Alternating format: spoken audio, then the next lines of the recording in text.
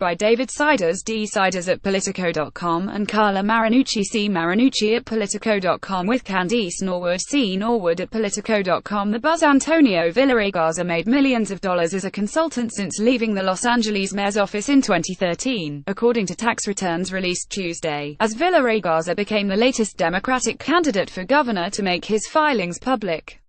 The highlight story continued below. Villaraigosa's client list included the controversial Herbalife International, for which Villaraigosa has previously faced criticism, as well as Cadiz, Inc., Bank of California and Altamed. Only Altamed, a healthcare system, is listed as a current client.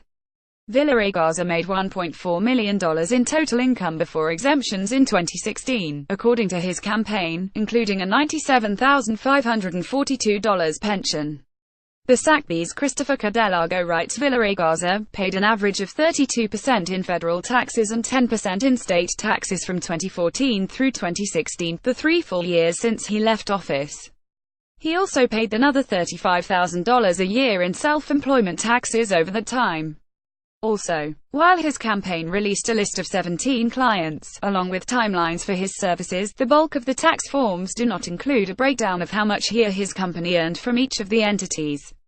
Story. The La Times' Patrick McGreevy and Seema Mehta write a key question once Villaraigosa ended his mayoral tenure in 2013 was how he would replicate the high-flying lifestyle to which he became accustomed while serving as a state and city leader. When his term ended in July of that year, he told reporters that he left office with no job, no house, no car because, he said, he was focused on the city of Los Angeles. His income increased dramatically after he left office. Villaraigosa did not contribute to charity in 2011, 2012 or 2013. He gave a total of nearly $30,000 to charities over the following 3 years, including to Los Angeles schools he attended, the Wounded Warrior Project and the Partnership for Los Angeles Schools, a non-profit he created to raise money for the public schools he took over as mayor. Story. Buenos dias. Good Wednesday morning. Business leaders make a DREAM Act push while congressional leaders worry about a shutdown. Uber is in trouble, Dana Rohrabacher is back in the news, and President Donald Trump felt so good pardoning that Turkey. Speaking of which, this playbook will return on Monday. Happy Thanksgiving. Where's Jerry? No public schedule. DREAM ACT push. A coalition of California business groups called Tuesday for Congress to pass a new DREAM Act before the end of the year, casting the legal status of many young undocumented immigrants as both immoral and a business proposition. In a call with reporters, Alicia Bahau, vice president of the Orange County Business Council, said deporting Dreamers would unfairly punish young people who have been loyal to our nation while depriving communities of highly skilled and well-trained, talented individuals. The Silicon Valley leadership group's Carl Gardino called Dreamers integral to the success of Silicon Valley and, we believe, our state and nation. BUTTHEN. California businesses have been making the case for immigration reform for years, and there's no indication they will have more success today than before. Meanwhile, Congress looks to be at a stalemate. Congress speeds toward shutdown over Dreamers. By Politico's Rachel Bade and Heather Cagle, concern is growing in both parties that a clash over the fate of Dreamers will trigger a government shutdown this December. House conservatives have warned Speaker Paul Ryan against lumping a fix for undocumented immigrants who came to the country as minors into a yen spending deal. They want him to keep the two issues separate and delay immigration negotiations into 2018 to increase the leverage, which both Ryan and the White House consider reasonable. But many liberal Democrats have already vowed to withhold votes from the spending bill should it not address Dreamers, putting Democratic leaders Rep. Nancy Pelosi of California and Sen. Chuck Schumer of New York in an awkward spot if they don't go along. Story. Russia and Rohrabacher is a member of Congress. The Kremlin likes him so much it gave him a code name by NYT's Nicholas Fandos for 2 decades. Representative Dana Rohrabacher has been of value to the Kremlin, so valuable in recent years that the FBI warned him in 2012 that Russia regarded him as an intelligence source worthy of a Kremlin code name. The following year, the California Republican became even more valuable, assuming the chairmanship of the Foreign Affairs Subcommittee that oversees Russia policy. He sailed to re-election again and again, even as he developed ties to Vladimir V. Putin's Russia. Then came President Trump. Story Uber trouble. Uber reveals year-long cover-up of major data breach by Politico's Corey Bennett. Ride-hailing giant Uber on Tuesday revealed a massive data breach that occurred over a year ago but never came to light because the company conspired to keep it hidden. The incident is the latest black eye for a company that, despite its massive popularity, has been recovering from a series of scandals that caused Uber's investors to force out former CEO Travis Kalanick in June. The breach, which Uber said occurred in late 2016, exposed some personal information on 57 million Uber users but didn't compromise riders' location history, financial information or social security numbers, according to the company. The hackers did make off with the names and driver's license numbers of around 600,000 of the company's U.S. drivers. However, after discovering these thefts, the company took several unusual, and potentially legally questionable, steps. Instead of alerting victims, authorities and regulators, executives kept the information under wraps. Story Can a bill President Donald Trump on Tuesday signed non-controversial, bipartisan legislation streamlining approval of apprenticeship programs for veterans. Per his office prep. Ro Khanna, its sponsor, can now claim to be the only Democratic freshman to have a bill signed into law. Quote of the day: "I feel so good about myself doing this." President Donald Trump, pardoning a Turkey tweet of the day. Lorena at Lorena Gonzalez: "Young women should feel safe to pursue a career in public service, especially in the office where they work." Raul Bocanegra has shattered that for too many already. He should resign now. It's Wednesday. Got a tip? Feedback, news to share? Let us know by email. C. Marinucci at Politico.com, at dsiders@Politico.com. Follow us on Twitter at C. Marinucci, at David Siders and at Politicoca. Regarding Harris, we linked Tuesday to a piece by Peter Byrne in American Consequences, investigating U.S. Senator Kamala Harris' chief of staff. There's a problem with the story. Nathan Barrankin did not serve as Harris' Senate campaign communications director. As the piece stated, it has since been updated. It appeared to confuse Barrankin with Nathan Click, who did. A Harris spokesman on Tuesday confirmed Barrankin did receive a $116,905 cash out from his job at the state attorney general's office, as Byrne reported. As for work Barrankin did for the campaign, the spokesman said he volunteered time after hours and on weekends and, when working during the week, would take a vacation day. The DOJ told us of Barrankin's leave accumulation that the department's operational needs and the major responsibilities of his executive position resulted in accumulation of leave credits. Meanwhile, Click tweeted, "Not every day you land from a cross-country flight and find out you never existed." The Trump era was Border Patrol agent beaten Toby immigrants in Texas. Did he fall? The FBI is not sure. By La Times. Molly Hennessy Fisker and Mariana Sierra. A mysterious incident last weekend that left one Border Patrol agent dead in West Texas and another critically injured is being investigated as a possible attack, officials said. Story Trump administration rejects California lawmakers' criticism on wildfires aid, by Carolyn Locke, head of SF Chronicle. Answering angry state lawmakers, White House officials denied Monday that they had omitted money for Northern California fire victims from their $44 billion disaster aid request to Congress. Story GOP tax plans could further choke Bay Area housing market, by Lewis Nelson of Bay Area News Group. Analysts fear the new rules would also encourage Bay Area homeowners to stay put, further choking the already limited supply of available homes.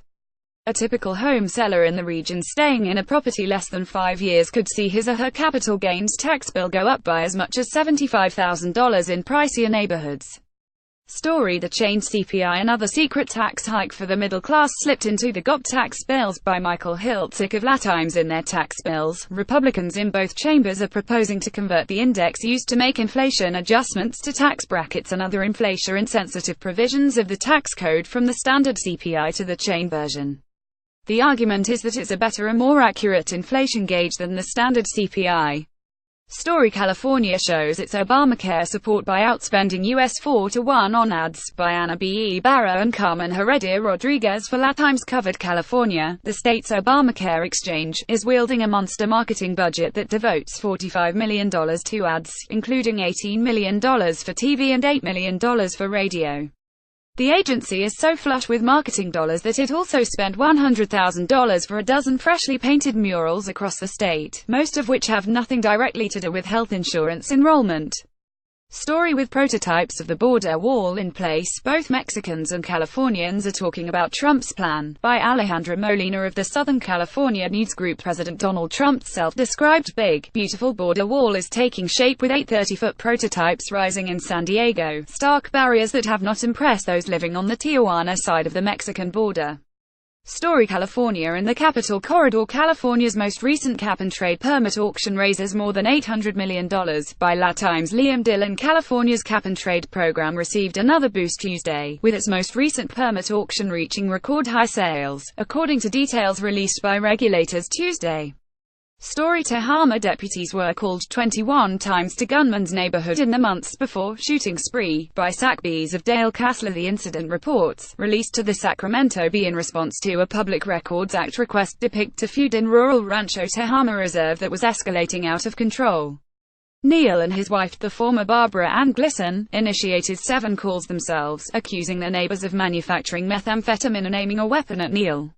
Story. Northern California shooter exploited honor system in telling court he had no guns. By La Times. Joseph Cerna. When Kevin Jansen Neal told a judge in February that he'd turned over his only firearm, authorities relied on the honor system, as they often do, in taking him at his word, a Tehama County Sheriff's official said. Story. CalPERS needs to think a few moves ahead on allocation gadfly. By Nir Kaiser. For Bloomberg. The largest U.S. pension fund, the California Public Employees Retirement System, is chasing investing's holy grail: buy low and sell high. CalPERS will consider at its board workshop on Monday whether to reduce its stock allocation to as little as 34% from 50%. Story. The Art of the Deal. Capital Style. By Chris Michelli. The key question is whether there is anything improper about a legislator agreeing to vote for one bill because of promises that are made to that legislator, to another lawmaker, or even to the governor. Story. Personal income is growing, slowly, in Fresno County in the Valley. By Fresno Bee's Tim Sheehan. New figures from the U.S. Bureau of Economic Analysis revealed that per capita income, the average personal income for every man, woman and child, in Fresno County amounted to just over $40,000 in 2016. That was up 2.5% compared to 2015, and includes income from employment, unemployment insurance, dividends, government benefits, retirement payments, or just about anything else that puts money in your pocket. Story. Local California prisons failing inmates freed from solitary. Advocates charge Bob Agelco. California prisons no longer hold large numbers of prisoners for a decade or more in solitary confinement, but advocates said Monday that prison officials have failed to provide promised mental health services and other programs for traumatized inmates released into the general prison population. Story. Campaigns 2018 and beyond. Leading Democratic candidates for California governor back universal preschool. By Louis Friedberg and Ashley Hopkinson of EdSource. At an October event in Sacramento organized by Advancement Project California as part of its Birth to 5 water cooler gathering, Lieutenant Gov. Gavin Newsom, former Los Angeles Mayor Antonio Villaraigosa, State Treasurer John Chang and former State Superintendent of Public Instruction Delane Easton all agreed that universal preschool was essential not only for children, but for the state. Story. Cannabis Country. Don't blame wildfires for rising California cannabis prices. By Chris Roberts of Leafly. As apocalyptic as the fires were for the farmers they touched, as far as statewide marijuana prices are concerned, they may as well not have existed. Story. Mixtape. She was stabbed 100 times at Granada Hills group home, and it was completely preventable, lawsuit says. By LA Daily News. Brenda Gaza. Story. Hackers attack Sacramento transit system and demand $8,000 ransom. By Sackbees. Tony Bizjack. Story. Mandalay Bay and concert promoter sued by hundreds of Las Vegas massacre survivors. By Matt Pierce of La Times. Story. San Diego to partner with Ford and Qualcomm to test driverless cars. By Tom Fudge of KPBS. Story. Santa Rosa Retirement Community operators sued over wildfire evacuation. By Dominic Fracassa. Story. HOLLYWOODLAND. How Charles Manson nearly made it in Hollywood. By Alex Williams of Night Times. For a fleeting moment in the confused swirl of the 1960s, Charles Manson, a diminutive ex-convict who had taken to hippie silks and a cosmic patter, somehow wormed his way into a plum spot adjacent the Hollywood Alice. He jammed with Neil Young, bunked with a Beach Boy and mingled with Mel McCass and Michael Caine at industry parties. Story Silicon Valleyland Meg Whitman to step down as CEO of Hewlett-Packard Enterprise. By Bangs Rex Crumb. Hewlett-Packard Enterprise said Tuesday that Meg Whitman will step down as the tech giant's chief executive next February, after a nearly 7-year-long rollercoaster term that included the controversial splitting up of Hewlett-Packard, once considered the original Silicon Valley startup. Story FCC announces plan to kill net neutrality. By Levi Sumagazi of Bay Area News Group. The Federal Communications Commission is scheduled to vote on the plan December 14, with a Republican majority agency expected to approve Chairman Ajit Pai's proposal 3-2.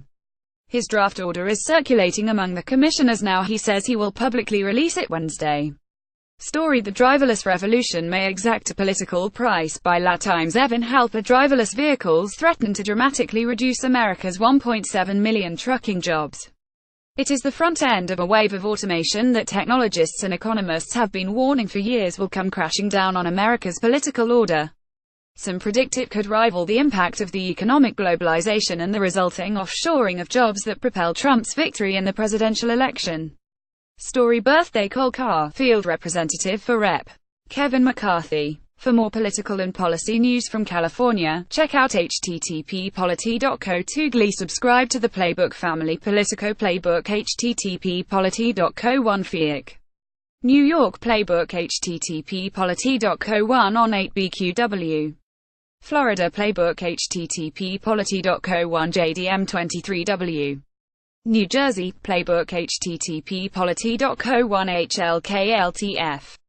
Massachusetts Playbook http://polity.co1 NHTQ5E. Illinois Playbook http://polity.co1 N7U5SB. California Playbook http://polity.co1 N8ZJU. And our friends at Politico Brussels Playbook http://polity.co1 FEF. All our policy and political tip sheets http://polity.co1 M75. Want to make an impact? Politico California has a variety of solutions available for partners looking to reach and activate the most influential people in the Golden State. Have a petition you want signed, a cause you're promoting, seeking to increase brand awareness amongst this key audience. Share your message with our influential readers to foster engagement and drive action. Contact Jesse Shapiro to find out how. Shapiro@politico.com.